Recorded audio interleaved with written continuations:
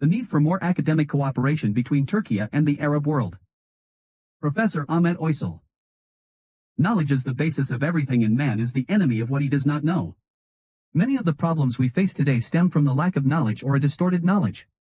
In the information age, it seems we have plenty of information, but they are not processed usefully and efficiently and does not turn into useful knowledge.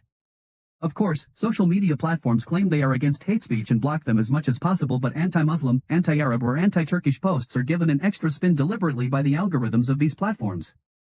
On the contrary, the posts against Israel and Zionism are deleted automatically or reduce their visibility and interactions. The natural outcome of this development is a distorted image of the Muslim world and Muslim issues. The relatively free and costless opportunities to spread information and knowledge over the internet is available for the truth-tellers, too. To spread true information or knowledge, we need to produce our own information, analyses, and scholarly knowledge in the Arab and Turkish worlds. For example, we need to study our history from our own sources such as the Ottoman, Egyptian or Tunisian archives. Similarly, the Western media cover the current events in our part of the world with bias and magnify the negative developments and underestimate the positive ones. Some aims to intentionally distort the reality while others happen unintentionally. For this purpose, the joint production of valid information and knowledge in Turkish and Arab academic circles is especially crucial. The second step is to share this information between each other and with the world, but there is a language barrier between the two sides.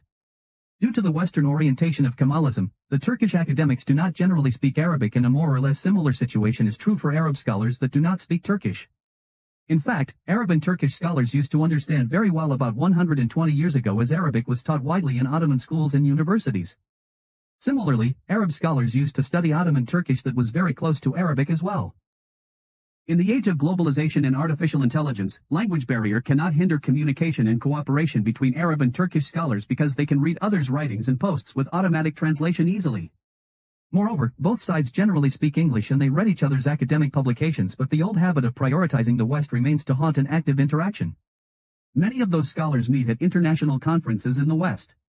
We see the organization of many bilateral conferences that was named Arab American, Turkish American, German Arab or German Turkish conferences on variable issue.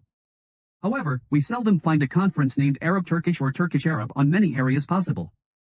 Realizing the need for more academic cooperation between both sides, I personally began to coordinate several Arab-Turkish congresses for social sciences, at KAS, that was held by Cairo University, Osman Gazi University, and a Turkish think tank since 2010. It started in Ankara and was repeated every year in a different city, namely, Cairo, Istanbul, Amman, Marrakesh, but it then stopped. There were a few more joint conferences, but there is a long way to go to the sufficient level. I personally promote this academic cooperation and become happy when I see some forums or recent meetings between Arab and Turkish countries of the Central Asia such as Azerbaijan, Uzbekistan, and Turkmenistan. There are many Western universities in the Arab countries that are successful. We also need Turkish universities in Arab countries and Arab universities in Turkey, or at least joint universities such as Turkish Arab or Qatari Turkish, Algerian Turkish universities and institutions.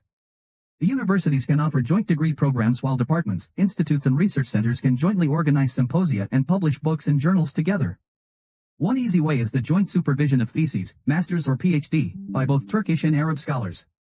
For example, a Turkish student studying an economic, social and cultural aspect of an Arab society can have supervisor from both sides. Similarly, joint degree programs in history, international relations, management, economy and Arabic and Turkish languages can allow their students to study 2 years in Turkey and 2 years in an Arab country.